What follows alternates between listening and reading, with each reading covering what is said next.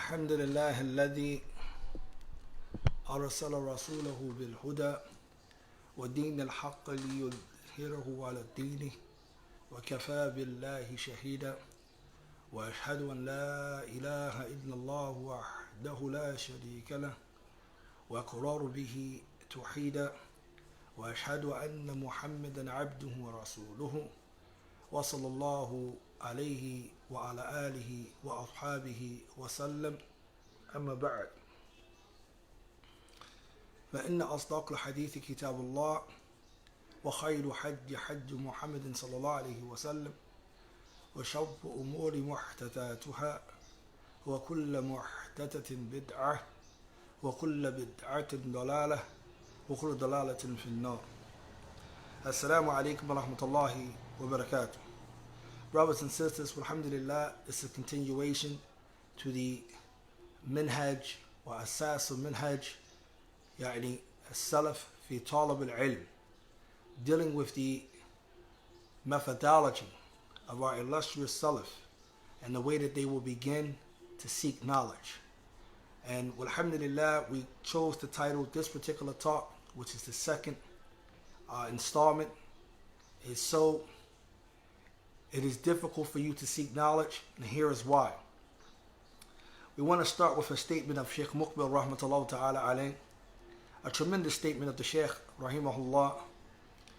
He used to say frequently to his students, he says, Ya abana'i, O my sons, O my children, Ya abana'i, لو كان علم يسقى في كأس لأسقيتموه.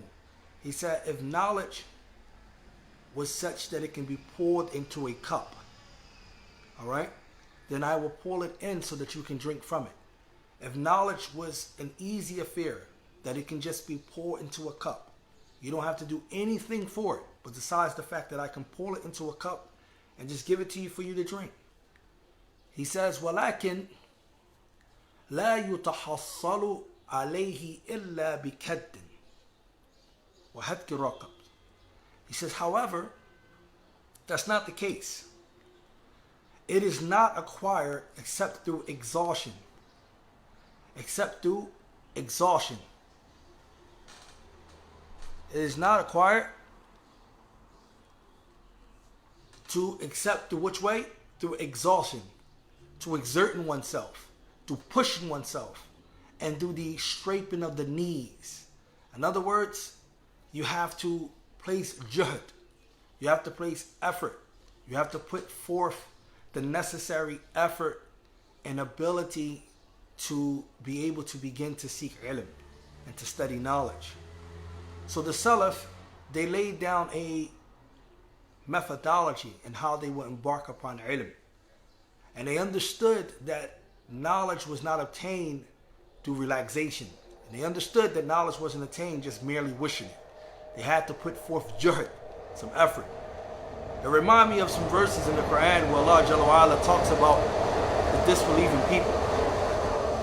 Allah have one verse where He says, A'udhu billahi min shaitanir rajim, وَأَقْسَمُوا بِاللَّهِ جَهْدَ أَيْمَانِهِمْ لَئِنْ جَاءَهُمْ نَذِيرٌ لَيَكُونُنَّ أَهْدَى مِنْ إِحْدَى الْأُمَمِ فَلَمَّا جَاءَهُمْ نَذِيرٌ مَا زَادُهُمْ إِلَّا نُفُورًا. In Surah Fatir, which is the 35th chapter of the Quran, Allah Jalla wa Ala, He tells us that they swear by Allah with their strongest oath, the strongest oath that they can have, that if a warner, if someone was to come to us, if a warner was to come for us, then indeed we would be from those who are the most guided of all of the other nations. If a warner was to appear, and here this is the pagans of Quraysh, and Allah Jalla wa Ala is referring to Muhammad sallallahu alaihi wasallam, that Muhammad sallallahu alaihi wasallam, because Allah says, فَلَمَّا جَاءَهُمْ نَذِيرٌ. But when this Nadir came, meaning Muhammad sallallahu alaihi wasallam, when he came to them, مَا زَادُهُمْ إِلَّا نُفُورًا, it didn't do anything for them except that they fled from him, except that they ran away from him. Allah also says in Surah Al-Mulk, responding and talking about the people who are going to be thrown in the hellfire. And the question that's going to be asked that alam ya'tikum nadhir, did not a warner come to you? They're going to say, قَالُوا بَلَا قَدْ جَاءَنَا نَذِيرٌ فَكَذَّبْنَا وَقُلْنَا مَا نَزَّلَ اللَّهُ مِنْ شَيْءٍ إِنْ أَنْتُمْ إِلَّا فِي ضَلَالٍ كَبِيرٍ وَقَالُوا لَوْ كُنَّا نَسْمَعُ أَوْ نَعْقِلُ مَا كُنَّا فِي أَصْحَابِ السَّعِيرِ فَاعْتَرَفُوا بِذَنبِهِمْ فَسُحْقًا لِأَصْحَابِ السَّعِيرِ. In these verses, Allah Jalla wa Ala, He mentioned a very important point why these people will be in the fire. And they ain't going to have no excuses with Allah Jalla wa Ala because they neglect to use the faculties which Allah Jalla wa Ala has given them. Allah subhanahu wa ta'ala says, so when this acts, have not a warner come to you, they're going to say, Bala, of course, a warner did come. However, we belied, we denied this particular warning. We didn't accept it, and we said, rarely no revelation from Allah Jalla wa Ala came down. And it led them nothing except that they was in plain error. Allah says, Wallahu, and they will say, have we but heard and listened, and have we but used our faculty of hearing, and have we but used our intellect, our aql, then we would not be from the people of the fire. Then we would not be a part of the people who will be in the hellfire.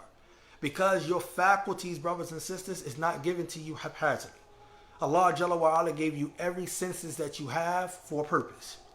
And your faculties is used to understand the revelation and understand the commandments and the prohibitions of which your Lord enjoined upon you. This is why you have your faculties. So a lot of times people don't understand that. This is why Allah Jalla mentioned over and over in the Quran, I gave you this, I gave you that from your faculty. وَجَعَوْنَا لَهُمْ سَمْعًا وَلَبَصَارًا وَالْأَفْئِدَةً. And we have made for them hearing, and we have made for them eyes, so they can see, and we have given them hearts. All of these different faculties Allah Jalla wa Ala have given these individuals, have given all of us, and we're going to be questioned about how we utilize them. Then Allah Jalla wa Ala, He says, explaining the purpose for sending the messengers in the first place. And just because these verses might outwardly appear to the kuffar, it also pertains to the Muslims if it's applicable to them. As many of the mufassirin, from amongst them is Shaykh Islam Taymiyyah, rahmatullahi ta'ala alayh, that because a wording might be specific or reason for it being sent down, it still does not restrict it being only to that particular reason. It can actually apply to those whom it's applicable. As Allah Jalla wa Ala, He says, رُسُلًا مُبَشِّرِينَ وَمُنذِرِينَ لِأَلَّا يَكُونَ لِلنَّاسِ عَلَى اللَّهِ حُجَّةٌ بَعْدَ الرُّسُلِ وَكَانَ اللَّهُ عَزِيزًا حَكِيمًا. في Surah An-Nisa, Allah Jalla wa Ala, He says, He has sent down messengers as giving glad tidings. So they tell us about the good things, that if we do good, we get this. They tell us about paradise. They tell us about the beautiful things that Allah Jalla wa Ala had from His reward. Okay, and from His mercy and His compassion. But then they are also warners. So they warn us about if we fall into this, or we commit shirk, or we do this, or we do that, then hellfire is real, then the threat and so forth, and the punishments that it's tied and associated with that. But why though? لِأَلَّا يَكُونَ لِلنَّاسِ. This is the reason why. Allah says, I sent them لِأَلَّا يَكُونَ لِلنَّاسِ عَلَى اللَّهِ حُجَّةٌ, so that the people would not have any evidence against Allah. The people would not have any argument against Allah. There will not be any excuses that the people can use that I didn't know this issue. It did not reach me. Something didn't happen come. No, Allah is not going to punish you just even though you have the right to do so without explaining to you why you're being punished. That's His haqq. Allah Jalla wa Ala mentioned He is the one who's going to question them. He's not the one who's going to be questioned. He has that right, but it's not from Allah Jalla wa Ala to oppress anyone. So here Allah says so that the people don't have any argument whatsoever against Allah Jalla wa Ala after the sending of the messengers. And this is why the ulama, they mentioned from amongst them Shaykh Muhammad ibn Salih al-Uthaymeen, where he comments on the ayat that comes in Surah Al-Isra, the 17th chapter of the Quran. He mentioned in Riyadh Salihin about the understanding that Allah Jalla wa Ala says, and وَمَا كُنَّ مُؤَذِّبِينَ, meaning that Allah will not warn, Allah will not punish a people without sending to them a messenger. Allah will not punish a people without sending them the messenger. Shaykh Islam Taymiyyah, he says that this does not negate the fact that an evil deed is an evil deed. It negates the fact of the consequences of that evil deed. For example, someone can do something that is wrong, but it has not reached him that thing was actually wrong. So he might not be worthy of punishment, but still at the same time, he did something that was wrong. All right, so Allah doesn't establish the punishment upon the people until He sends a warner or something to them. So we must understand that Allah Jalla wa Ala sent down these messengers for us to learn. What does this all got to do with seeker ilm? The reason why I have something to do with seeker ilm, because we have no excuses. If you have your faculties and you can possess your faculties, you can hear, you can speak, you can read, you have no excuse why you wouldn't learn your deen. So you find it difficult for you to seek ilm. And I'm going to show you why it's difficult. We already talked about the first thing that when you embark upon is the intention. The first thing that you embark upon is the intention. It's not really, alhamdulillah, it's not really encouraged to ask someone if they're fasting, but alhamdulillah, for those who are practicing the fasting of the 6 days of Shawwal, the best and preferable is that you fast them consecutively, as we explained from the ulama. Because of the Prophet ﷺ wording, he says, "Man sama Ramadan," whoever fasts on the month of Ramadan, thumma atba'a, then he follow it up. So Shaykh Uthaymeen, he says that this shows that it should be done preferably that a person does it right after Ramadan, meaning after their Eid. Then the person fasts the 6 days consecutively.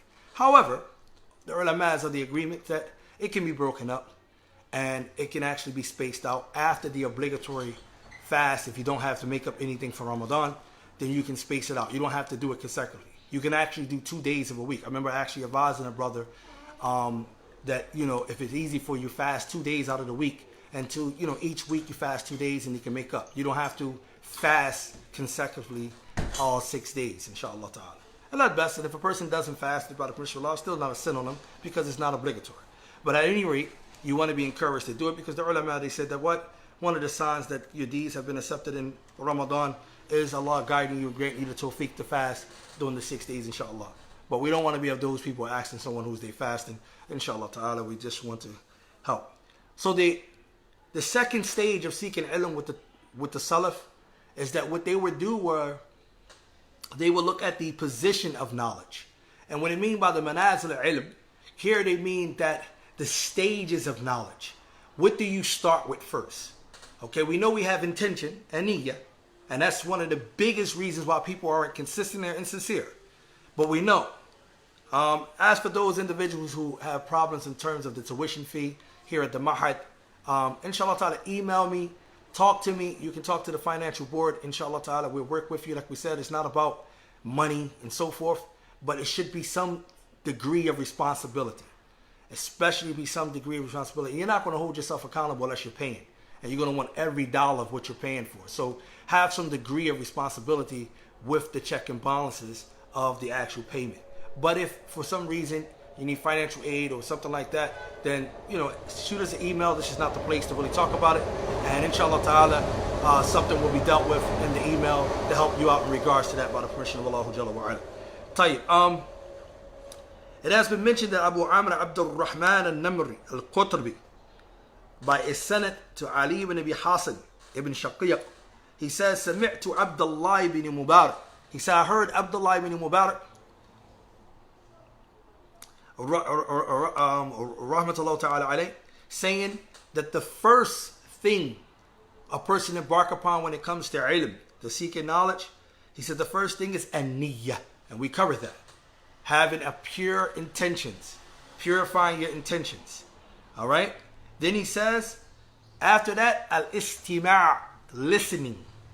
Okay, listening.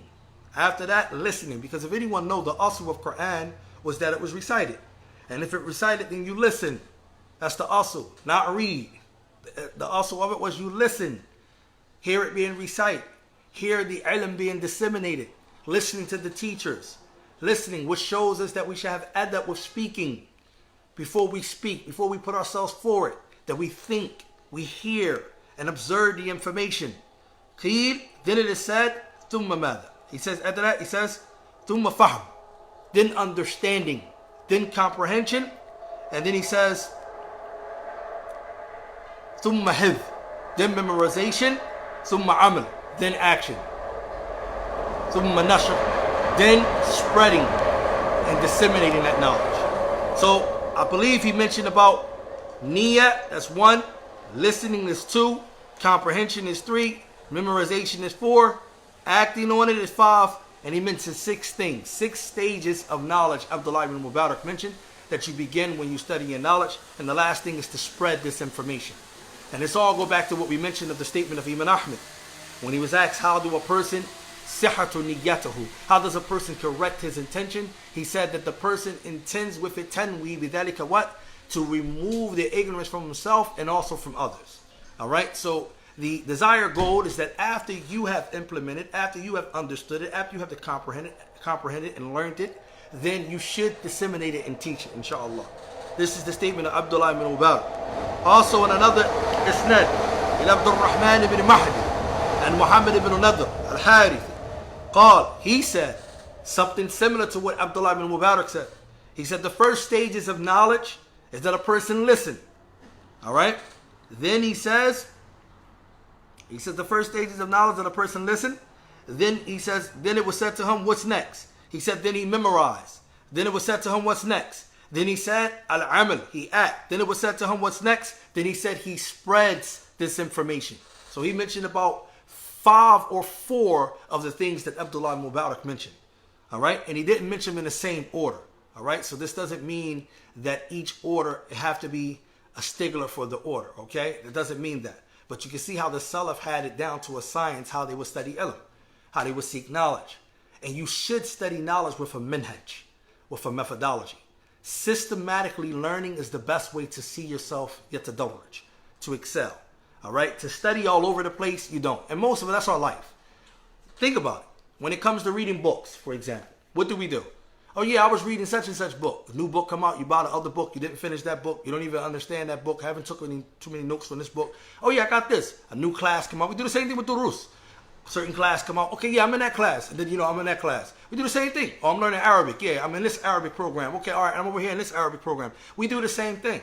I mean, when I got to Egypt, when I went to Egypt, go study some ilm, by the permission of Allah Jalla wa Ala, I remember I met a brother from Buffalo, I think it's Buffalo, Ohio. That's where he was from.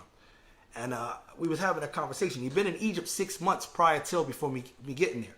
And he was saying to me that he gave me some partner advice before he left and went back to, his home. He said to me, he says, brother, I've been here for 6 months. By the permission of Allah Jalla wa Ala, I memorized Ajurumiyya. This is a Nahwu book, a grammar book. All right? He says, but I'm not strong and I cannot speak Arabic. Right? And he says, what I found out is that you're going to find that there's going to be a lot of durus, a lot of classes that's going to be available to you.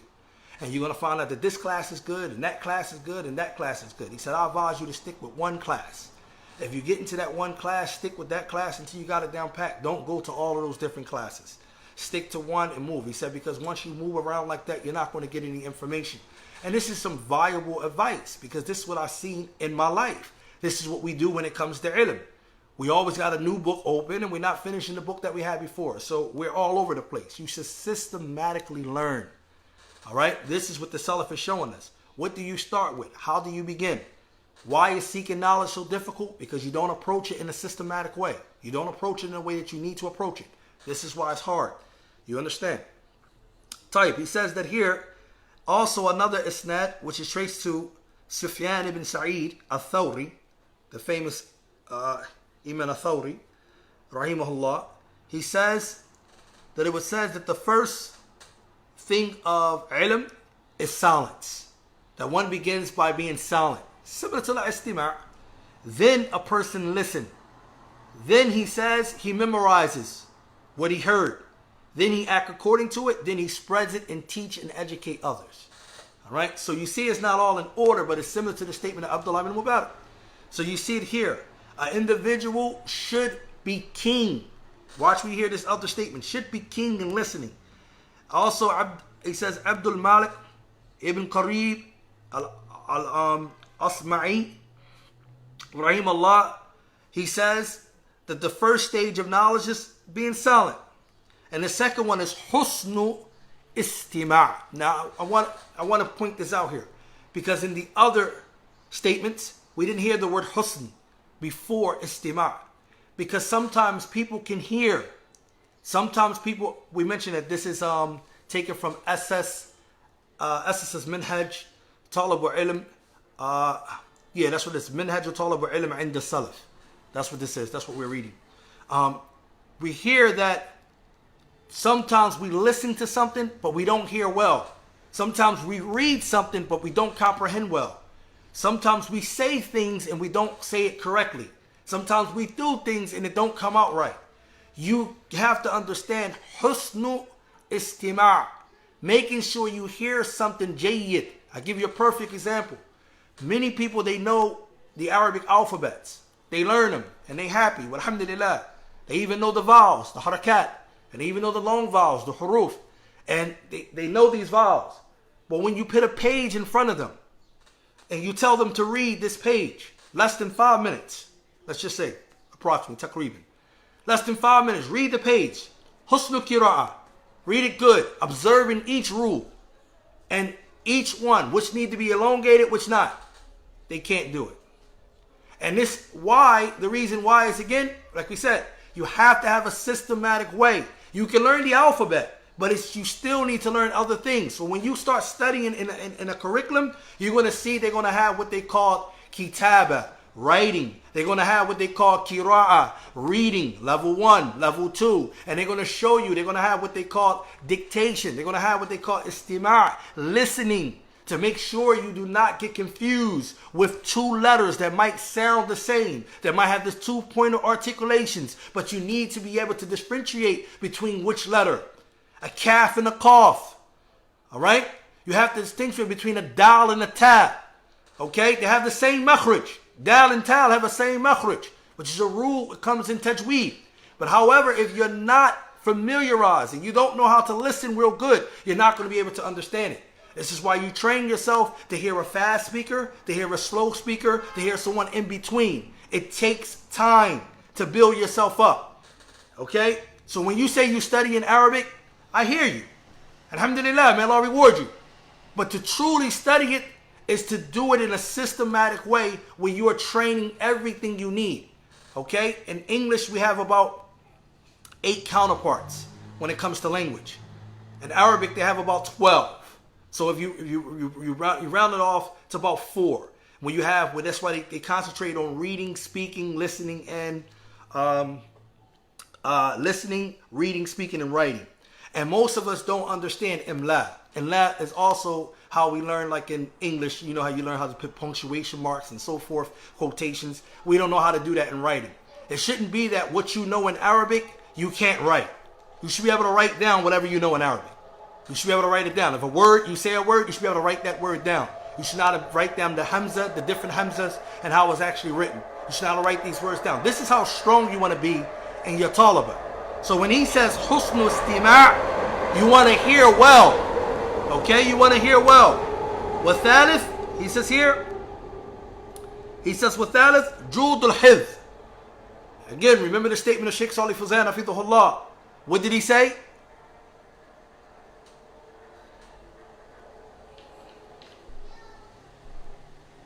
All right? A student comprehension is going to be the best. The stronger the student comprehension, the stronger the student going to be, is going to be based on the caliber of the teacher. Don't never forget that. When we say guidance of Allah, the guidance of Allah is granting the student the ability in the first place to want to seek ilm. And then the guidance of Allah is also incorporated in guiding that student to a proficient teacher that can teach him. Do you understand? This is why it's important that all of this goes in hand to hand. You understand? You don't have to want to be a scholar, but you have to learn about Allah Azza wa Jal. Talabu ilm faridatun ala kulli Muslim. You have to know about your deen. So certain things you're going to have to learn, you're going to have to learn about it. Then he says, hifz. This is why Sheikh Salih Fawzan said, al-ilmu biduni hifzin la yabqa. And this is true. Knowledge without any memorization does not remain. You have to put yourself in, accustom yourself to what? Memorizing. And the best way you can do it, because Allah made it easy for you, is to study the Quran. Memorize the Quran. While you memorizing portions from the Quran, it's going to make it easy for you to retain information, to memorize information. It's going to make it easy for you to memorize our hadith. As Sheikh Salih Ali Sheikh said, the good student memorized 42 hadith of Imam Nawawi in 3 days. That's a good student. Some people memory not that strong. It's only 42 ahadith. And it don't even got long asanid. The chain is not even long. It's not like you memorize in Bukhari or Muslim with the chain. And then Muslim brings 3 different actual chains. Okay? He brings the first highest level, and then the second level after that, and the third level. So you're not even doing that, but you're doing ways though he shortened and abridged the actual chain, and he give you the taqreej, the source where you can find. So these things take skill sets. It's skills to memorization. It's a skill set. It's skills to certain things. So when you become a talib, studying a ilm, then it takes a certain type. So now let's go back to the statement of Sheikh Muqbil, rahmatullahi ta'ala alayh. Like he says, لو كان علم يسقى في كأس لاسقيتموه. Everybody will want this. Like he said, Ya banai, oh my children, if I can take knowledge, if this knowledge was such that it can be poured into a cup for you, all right, I would give it to you to drink. I would give it to you so that you can drink from it. Meaning that you don't have to do no effort, you don't have to do nothing. No, that's not how knowledge is acquired. Knowledge is acquired by you doing the necessary steps. It's going to take some jihad. All right, he says after that, he mentioned, وَالرَّابِعِ تِوَاعُ الْعِلْمِ وَقَامِسْ إِذَاعَةُ وَالنَّشْرُ. So you have to announce it and spread it. And the authority of Dhahhak ibn Muzahim, rahimahullah, قال أول باب العلم. Okay, the first affair of dealing with knowledge and seeking knowledge is listening. Is silence. Then after that is to listening to it. Then thirdly is acting according, and fourthly is spreading it and teaching it. وقال الشيخ محمد ibn Abdul Wahhab رحمة الله تعالى عليه. And many of you people probably already came across this, especially if you already read some of Muhammad Wahhab's book, especially Thalathatul Usul or Usul Thalatha. Okay, when you read this particular treatise, it's only 10 pages, by the way, for those who want to memorize Thalathatul Usul. It's only 10 pages by the permission of Allah. And I know I'm saying it's only 10 pages, but it's really easy. It's only 10 pages by the permission of Allah. So in this book, though, he brings a beautiful thing in the beginning where he says, "I'lam rahimaka Allah annahu yajibu alayna ta'allamu arba' al-masail." Right? Where he says, "No, may Allah have mercy upon you, that is incumbent upon you to what? To have what? It's incumbent upon you to know the following 4 affairs." All right? And these following 4 affairs, he says, "Al-ula al-ilm." All right? Is knowledge of what? Bima'rifatullah. Knowledge of Allah, Rasulihi, and His Messenger. Right? And then after having the knowledge of Allah and the knowledge of His Messenger, what do you do next? What is Athani? Al-amalu bi. All right? You act according to that. All right? Knowledge of Allah, knowledge of His Messenger, knowledge of the deen of Islam bil adillah, with evidence. And then secondly, you act according to that evidence. And then after that, he says thirdly, athalitha is a da'watu ilayh, is that you call to it. And then he said al-rabi'a, the fourth is a sabr al-adafi, that you have patience upon the harm that you're going to encounter while being seeking knowledge, teaching knowledge, propagating knowledge, and so forth. And then he brings the surah also as a proof for all of these different stages that he mentions when Allah Jalla wa Ala says, "Wal asr innal insana lafi khusr illa alladhina amanu wa amilu salihati wa tawasaw bil haqqi wa tawasaw bis sabr." Now, in the first 2 verses of surah also don't have nothing to do with the proof. The proof of these 4 things is in the last verse. Illa alladhina amanu. Aminu, that's the belief. Ma'rifatullah, ma'rifatu nabiyihi, ma'rifatu din al-Islam bil adillah. That's that. Okay, amalu salihat, that's the second. Acting according to it. وَتَوَاصَوْ بِالْحَقِّ, تَوَاصَوْ بِالْحَقِّ, that encouraging one another, دَعْوَةُ إِلَيْهِ. تَوَاصَوْ بِالصَّبْرِ, that's that. So, we can see, even going all the way back from Abdullah ibn Mubarak, and then coming all the way up to Muhammad Wahhab, we can see that the knowledge of studying, or the way or the methodology of seeking ilm is still pretty much the same. These stages must be observed. Ibn al-Qayyim, he says that when it comes to the affair of knowledge, then it is of 6 levels. The first is husnul su'al, how to ask questions. I remember Sheikh Saleh Ali Sheikhi did a beautiful muhadara, a lesson on how to ask questions. Many people don't even know how to properly ask questions. It's etiquette to ask a question. All right? It's etiquette. There's a certain way that you should ask a question. Okay? So he says husnul su'al. So asking the question. ثانية حسن إنصات الاستماع. Pay attention to this. Good listening. All right? Meaning the person being silent and he's listening well. He says الثالثة حسن فهم. Having a good comprehension. Because sometimes you can have 2 people in the same dars, in the same lesson, and the shaykh can say something, and then the one student A for example, he understands it this way. And student B, he understands it that way. So when student A and student B related to student C, it comes out kind of different. And they both, student A and student B, was at the same dars. But if they don't have good istima', listening, They're not going to be able to, in good fahm, comprehension of what actually being said. This is why it's important that you understand the level of seeking ilm, especially when you learn in a foreign language. All right? Because you cannot assume, it's arrogance. You cannot assume just because you know how to read Arabic and just because you know some vocabulary words that you understand Arabic. You can't assume that. You have to realize that sometimes, especially when you're talking about different sciences and things like that, it's istilahat. There are terminologies. There are phrases. There are certain understandings and principles that must be explained. So even if you know Arabic, you still wouldn't get it right if you don't understand all of that which is tied to it. So Sheikh Uyuni, who was a professor in the Arabic language at Muhammad ibn Saud University, he broke down a beautiful 30-minute talk when he was teaching on Ajur Ramiyah, and he broke down something about the Tariqat al-Dirasat al-Nahu. He broke down the methodology in studying Arabic grammar, right? And one of the things he said that stuck out with me is that a student, should listen to the Daras. And then he should understand that the first time he heard it, he might only got 15% of what was said. The second time he heard it, it might be actually 30% of what was said. The third time he heard it, it might be actually 40 or 50% of what he said. The fifth time he heard it, then, you know what I mean? The fourth time he heard it, then it might actually go up. So he was giving you a level that you cannot assume just because you heard it once, you grasp everything that was said. Listen to it over and over. And then each time you should be what? Getting more and more. Your comprehension should be becoming stronger, more and more. And this is what we're going to have to do, especially us being non-Arabs. We're going to have to make sure we pay attention well to be able to grasp what is being said. You don't want to misunderstand something and then that way you misapply it. Likewise, when you memorize Quran, you don't want to memorize Quran and you don't know how to actually properly recite it, because then when it comes time to sit with a teacher and he's telling you how to recite properly, but you memorized it incorrectly, it's going to be difficult for you to now apply the necessary tajweed that neither goes to those verses. You're going to keep going back to what you already used to say over and over. This is why you approach knowledge from a certain affair. So why is it difficult to study ilm? It's because people don't take the time out to really study. Everything that's going to be based off of seeking ilm, I'm talking about ilm of Allah, the ilm of deen, ilm of sharia, is going to be based off your niyyah, your intentions. If you get that first part right, then the next stages, as the Salaf will approach, is how you would do that. So after you have the niyyah, then you would listen.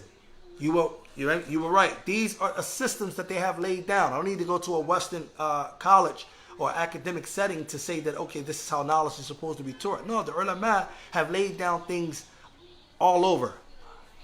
The ulama have laid down things extensively through their works. Tayyib, he says here, and we're getting ready to stop because we're not going to go into the third one. That would be for the next installment, inshallah ta'ala. He's mentioned something that Ibn al-Qayyim continues after he says that. He says, Husn fahm, Arabiya al-Hidh, memorization. Okay, al-Khamisa, at-Ta'lim. Okay, so the fifth one is Ta'lim, is teaching. The sixth one is the fruits of that learning is what? Acting according to it. All right, observing the limitations and the set rules of Allah Azza wa Jal. He says, فَمِنَ النَّاسِ مَنْ يَحْرِمُهُ لِعَدَمِ سُؤَالِهِ. He says, and from mankind there are those who are prohibited or prevented from actually learning and acquiring the information they need because they don't ask questions. So it's not really good to be shy when it comes to the fear of ilm. All right, shyness doesn't actually come in that play. To have haya when it comes to asking questions and seeking ilm, it's not cool. All right, if you need to know something, then you need to ask. And if you don't understand something, you need to make sure that it's understood.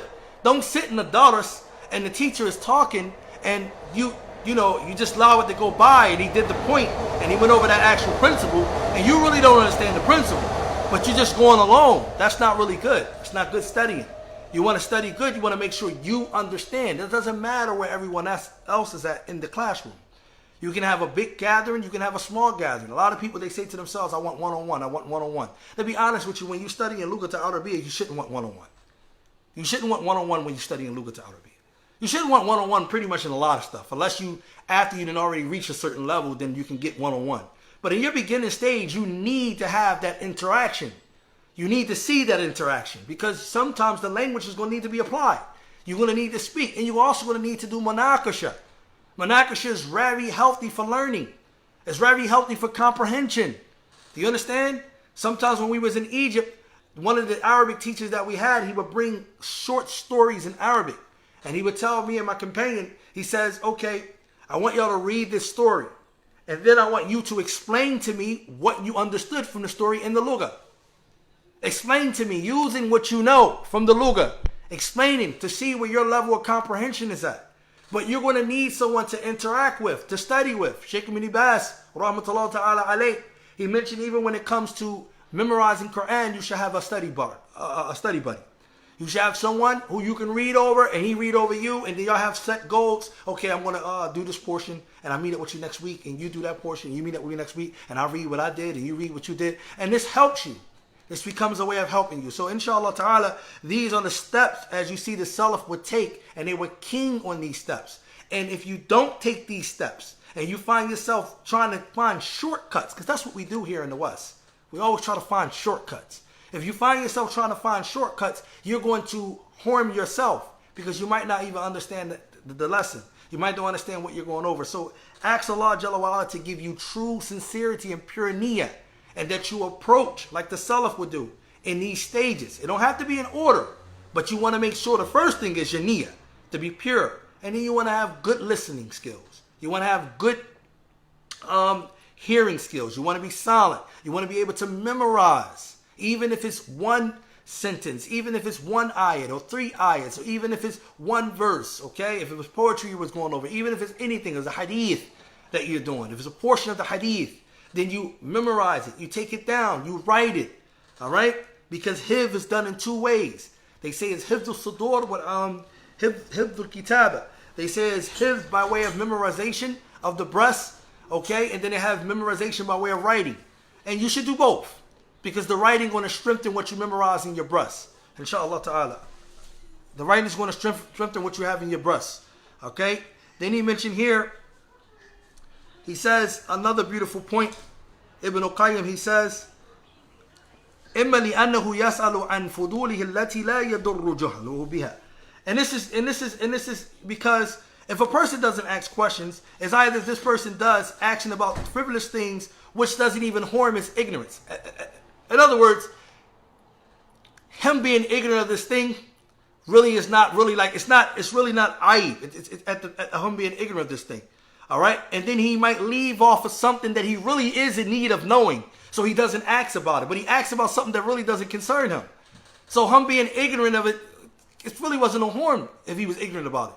But if it's about his deen and it's about certain things that he need to know, he leaves that off and he don't ask questions about that. That's what the Shaykh is saying here. Ibn Qayyim is bringing some beautiful points here. He says, last but not least, he says, وَهَذَا حَالُ كَثِيرٌ مِنَ الْجُحَّالِ الْمُتَعَلِّمِينَ. He said, this is the state or the condition of many of the people who are ignorant from those who begin to embark upon trying to seek and learn, all right, from the students, because they don't know how to ask good questions, okay? And he says, from among mankind, there are those who are prevented due to the silence that they have. فَيَكُونَ كَلَامٌ تُؤَثَرُ عِنْدَهُ وَهَبَ إِلَيْهِ مِنَ الْإِنصَاتِ وَهَذِهِ آفَةٌ. All right? Because you find that these individuals, you find that where the person probably will speak, right? And he preferred to speak over that which he's, he should be silent concerning, but he prefers speech over that. He said this is actually a destruction, like, for example, with many of the people from the students of knowledge, it prevents them from learning abundance of knowledge, even if the person have good comprehension skills. Even if a person have good comprehension skills. We ask Allah Jalla wa Ala to allow us to learn truly the way that the Salaf learned. And inshallah ta'ala, do not become, you're going to hit a little bit fork roads down the way, and you're going to become frustrated. I always try to tell the students, like I tell myself and I encourage myself, if you run into a patch where it becomes difficult and it becomes frustrated, you're trying to memorize a surah and there's some difficult vocabulary, and for some reason this portion of the surah, it doesn't stick like the other part, all right, and it's difficult. What you do is now you apply more pressure, all right. And I got this from a story that Sheikh Uthaymeen, he mentioned a story about a grammar in the Nahu, that he wanted to study the Arabic grammar, but he found it to be difficult, and he was going to give up altogether. So he sat down, and then he observed this ant grab this piece of crumb, like this crumb of bread, right? And the ant was trying to carry the crumb and go up the wall. But every time the ant went to go up the wall, the crumb would fall. And the ant would turn back around to go grab the crumb again to go back up.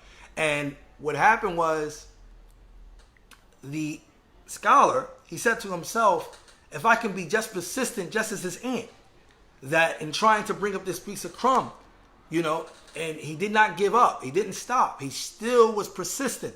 And so what he went back and did is he remained persistent in learning the Arabic grammar until he became from the Nahwiyin, until he became a grammarian. And he did not give up. So when you get frustrated in anything that you're doing, take a breather and apply more pressure. If that means you got to write it down more, write it down. If that means you got to listen more to get more understanding of the terminology, then break it down. All right? If you got to break down the wording of that particular thing, then break it down. But apply more pressure. Under no circumstances when you get frustrated do you stop. All right? When you get frustrated, apply more pressure.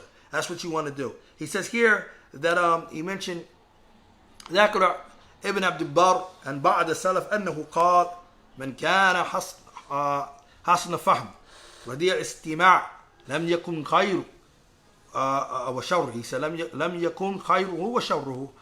This is important right here because he says that it was mentioned by Abd al-Barr from some of the Salaf that أنه قال that whoever have a good comprehension, however he have a poor listening skills, then he will not be able to establish that which is beneficial or that which is is harmful.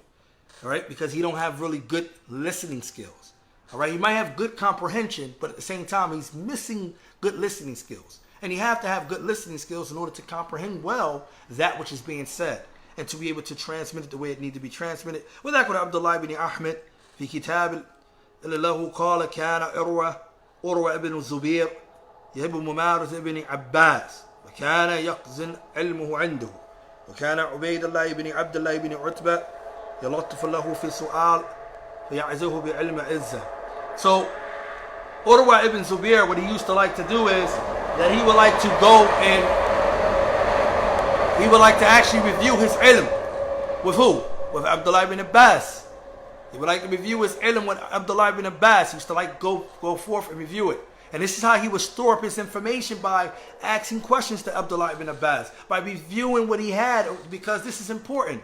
This is why the harms of self-taught versus being learning in a class setting or learning with others, it has its advantages and disadvantages. Okay? Now, you can see, because you want to check your comprehension. When you study by yourself, sometimes you can't check your comprehension. You don't know whether or not you really understand that issue or not. So you need to run it by somebody. Okay? You need to go over and have some type of discourse with somebody so that you can make sure you properly understand that particular thing. And Shaykh Uthaymeen, alhamdulillah, may Allah reward the Shaykh, as I consider myself to be one of the Shaykh's students, not as when he was alive, but of his works. The Shaykh, alhamdulillah, asked a question that was mentioned, and they placed it in the Kitab al-Ilm in the back, where the statement about he who takes his books as a scholar is prone to make many mistakes. The Shaykh, alhamdulillah, he says that this statement is true from one angle and it is false from another. He said it's true from the angle of the simple fact that if a person was to take his books as his Shaykh, all right, and those particular books that he have is not explained by trustworthy scholars, and he misapply and misunderstand what's in those books, all right? So, and then it's false from one angle, because what if the books he's studying is actually explained by trustworthy, well-known, and trustworthy scholars who are explaining the principles in the correct manner and that they can understand, all right? He says, so that person's mistakes is not going to be many, because he has a trusted, guided scholar in that.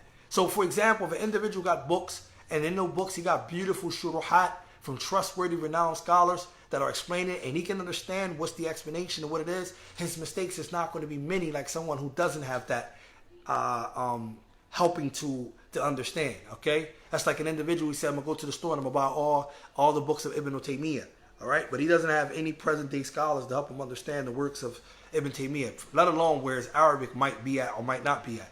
And if he's not familiar with the terminology that the author is using, or the terminology that's used in the science that the author is discussing, then he can actually misguide himself more than actually can help himself and misunderstand. So Arabic is not end all be all, but it is a major tool and component that you have. I just wanted to bring this as a way of trying to get us to encourage to learn ilm, brothers and sisters. Learning knowledge is a systematic way, and we don't have the option of saying we don't want to learn. You don't have that option. Okay? And inshallah ta'ala, for those of you, like I said, it's not really about just the Ma'had. For those students who are trying to participate in the Ma'had, if you're having any financial struggles, it's not about that. Please inbox us your email or shoot us an email, and we will deal with that and handle that. But don't let that be an obstacle or a roadblock for you to continue your studies to get closer to Allah Jalla wa Ala. Well, we said that in our translation is based off of what we said from Shaitan and ourselves and our poor understanding and comprehension. Where we said is correct is from Allah Jalla wa Ala. Subhanakallahumma wa bihamdik, ashhadu an la ilaha illa anta, astaghfiruka wa atubu ilayk. Jazakallahu khairan.